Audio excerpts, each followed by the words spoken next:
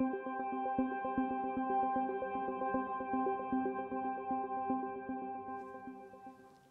going to tell you a story, and I'm afraid it doesn't have a very happy ending.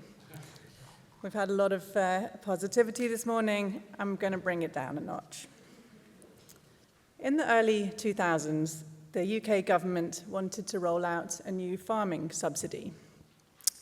In the past, farmers had been paid based on how much they produced, and under the new system, they'd be paid based on how much land they farmed. This was an EU-wide change. And the UK was keen to be on the front foot with this. It wanted to roll out this new subsidy within 9 months. But 1 year on, things had gone disastrously wrong. Only a small fraction of the subsidy had been handed out.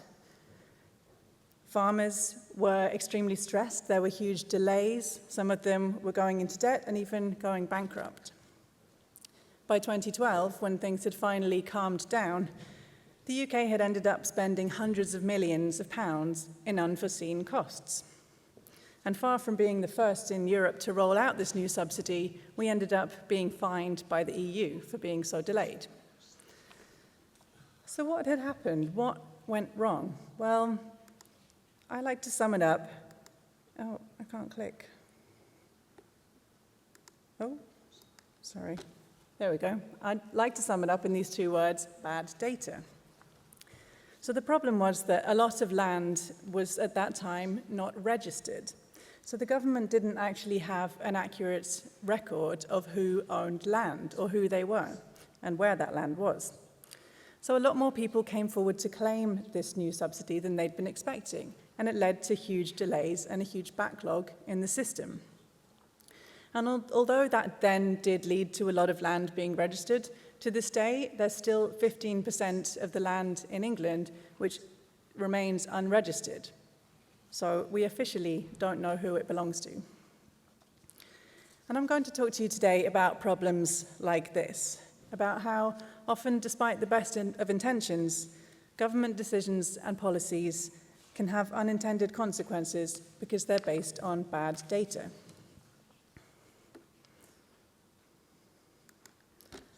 Governments want to use data, and I'm talking here mainly about numerical data. They want to base their decisions on hard evidence because government ministers and politicians, like all of the rest of us, tend to think of numbers as a very solid and reliable form of evidence, perhaps even something objective and independent. In the past, governments could get away with just making decisions on the basis of ideology or theory, or simply because I say so. But they can't really do that nowadays. Generally, they're now expected to justify policies using some kind of figures. They're expected to show empirical proof that they're improving people's lives and making things better. This is the idea of evidence-based policymaking, and of course, that's a good thing. But there's something very important that we have to bear in mind, and that is that not all data is reliable or accurate. And you might be thinking, well, yes, that's an obvious statement to make. We all know that. But it's not as straightforward as you might think, especially for politicians and ministers, to judge whether data is really accurate. And governments are getting tripped up by this all the time. So I work at the House of Commons Library, which is the research service to the UK Parliament. So I'm part of a team of statisticians who provide data, stats, to all 650 members of the UK Parliament and their staff.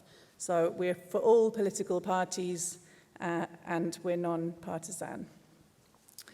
So politicians operate in a very fast-paced environment, having to get to grips with a wide variety of topics from one day to the next. And this comes with a huge demand for data. On any given day, we might get asked questions like, how many children in my constituency live in poverty? Or kind of macroeconomic questions even, like, well, how's the global economy doing? Or even questions really down to the local level, like, how many people in the UK keep chickens in their back garden. And in this job, I've been surprised to find that while we do have good data on many things, there are lots of very important policy areas, such as immigration, crime, poverty, and inequality, where even our official data is poor quality or non-existent. And the problem is that even if the data that exists is flawed, it's still going to be used to make important decisions.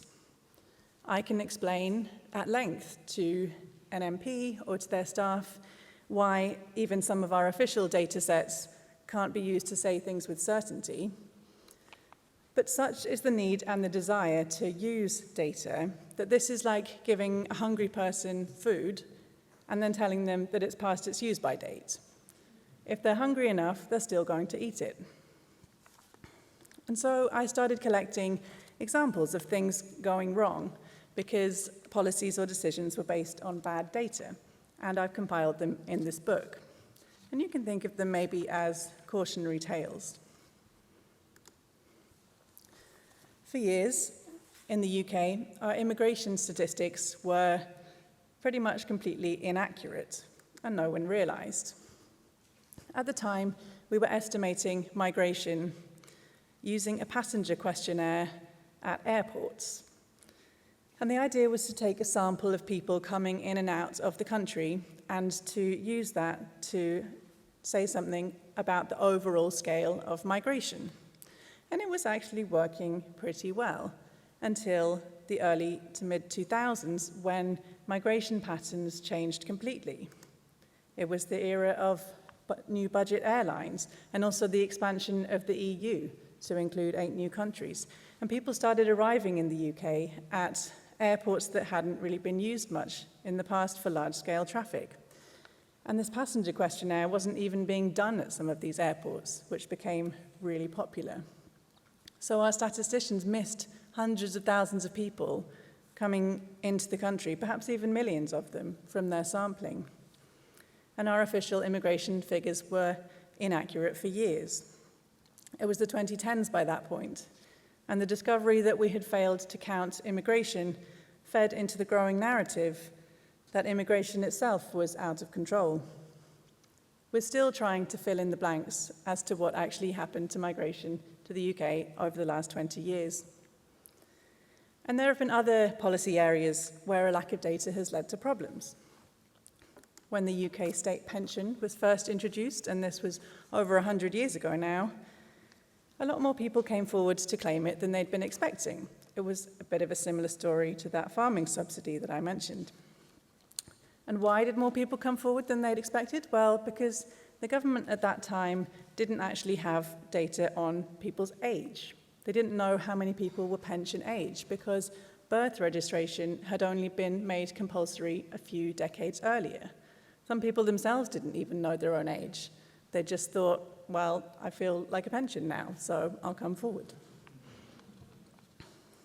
Nowadays, we do a good job of counting births and deaths and lots of basic things like that. But there are policy debates that have been going on for years because we just don't have the data to settle them, like whether selective schools are beneficial for society, whether prison works, or whether requiring photo ID deters people from voting. We don't know the answers to these questions, which are being actively discussed, because the data either hasn't been collected or it can't yet tell us anything definitive. And some things are inherently hard to count and measure because they lack a fixed definition. And this is a universal issue. Every government has to contend with it. And it's often things which are socially important which are the hardest to define and measure. Categories like disabled or in poverty are not fixed. And there are some societal problems that we can all agree exist without being able to unanimously define what they are. There are no obvious cutoff points between being in and out of poverty, disabled or not, that we can all agree on. And this is an issue that comes up a lot when trying to measure aspects of well-being, as many of you are more than aware. And let's look for a moment at how we measure poverty. There is obviously no single way of measuring it nowadays, but that can make it tricky, actually, to say whether it has gone up or down, or rather become better or worse, from one year to the next, let alone to compare it across countries or over a very long time period. You can look at absolute poverty and relative poverty, and they might tell you something different as to whether conditions are really improving or not. When governments want to measure well-being, they often nowadays think of it as something multidimensional. But this is actually not really anything new. This is pretty pixelated, but it's a map of Victorian-era London, so in the 19th century. And social reformers and researchers at that time were starting to try and quantify the conditions of the poor, which everyone acknowledged were pretty bad, but they just couldn't say how bad. So these color-coded maps were an attempt to try and capture the living standards of households based on a variety of factors, including income, crowding, housing conditions, and also people's social class. And it wasn't very systematic, it has to be said. It mostly consisted of researchers walking around with local police officers and having them point out the less desirable households. But it's not really such a far cry from an indicator that the UK's Office for National Statistics uses nowadays, called the Deprivation Index. Areas are scored on a variety of different dimensions, including income poverty, health and education outcomes, also environmental factors of a local area. But it can result in peculiarities as well. There's an area in central London around the Savoy Hotel, which is one of the most expensive, and the London School of Economics, and an area where flats cost upwards of £1 million. And it ranks in the second most deprived category. Why? Because it scores very badly on air pollution and petty crime. It is subjective and specific to culture and time and place what is considered important to record. And another way of triangulating where people are happiest is simply to ask them. The World Happiness Report is an annual exercise to poll people around the world and ask them about their satisfaction with life. And the Nordic countries always come out on top. But we have to be cautious about comparing self-reported happiness across countries and cultures.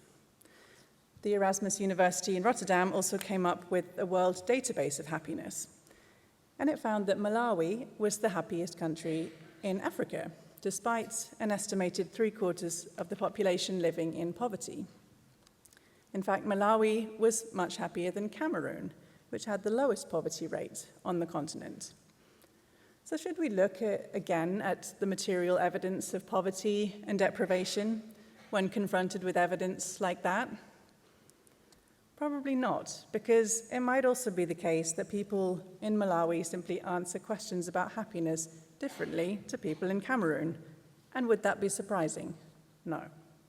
It's very culturally specific, the extent to which people will voice feelings of unhappiness and discomfort, and the way that they reflect on the conditions in which they live. The UK's Office for National Statistics also came up with their own happiness index, and they named Ribble Valley as the happiest place in the UK, and that's in the northwest of England. Local residents there were apparently not surprised that they'd been named the happiest, and they came up with lots of explanations as to why it might be, which even included how good the pub food was. But strangely, the second unhappiest place was South Ribble, which is directly next to Ribble Valley. Living conditions in both places were essentially the same. The results really just seemed a bit random. So no indicator of well-being is going to be perfect, is it? We should be wary of taking data at face value when it concerns things which are in some way subjective. This might not matter too much for things like happiness surveys. Those aren't generally being used to design policy. But the UK's deprivation index, the one that labels areas with £1 million flats as deprived, is used to set school funding and to prioritise healthcare planning. It's quite straightforward how we should measure basic things like births and deaths. The only barriers are resources and political will. But reality isn't always as tidy as we want it to be. When it comes to counting and measuring concepts or states like well-being, we have to remember that the data is always going to be a work in progress. Now, data can be flawed and it can mess up public policy. What are we supposed to do with this realization? Well, first of all, looking more closely at where data actually comes from can help us set the right expectations for how it can be a useful partner in decision-making. I've been talking here mainly about the UK, but many governments, local and national, face enormous challenges when it comes to data. And the UK is actually pretty good by global standards, despite me having criticised it for the last 20 minutes. According to UNICEF, 1 in 5 children in the world today doesn't exist, on paper at least, in the sense that their birth was never registered. In Ethiopia, this is thought to be the case for up to 3/4 of children under 5. If we don't even have basic population data, we're a world away from letting data really do the driving of public policy, aren't we? There's a huge data divide between countries, and we see that in their ability to monitor progress towards the Sustainable Development Goals. Until 2022, the Democratic Republic of Congo hadn't done a traditional census since the 1980s because the conditions there had just been too challenging to carry one out. So data on people living in that country is very piecemeal, and that makes it hard to monitor progress towards the SDGs. But Denmark, and correct me if I'm wrong about this, also hasn't done a traditional census since, I think, the 1970s. But that's because they don't have to. They've got such a complete population register that on any given day, they can tell you quite reliably some basic information about the population. And what we can also do is to equip ourselves against bad data, is to look for the human element. Numbers don't count themselves, people do. Behind seemingly solid statistics, there are people scrambling to try and count and measure things in a world where populations are constantly on the go and change is pretty much the norm. And we have to remember that ultimately it's people who have decision-making power. Data can help us make sense of the world. It can be a valuable or even essential resource for public policy, but it has its limits. Thank you.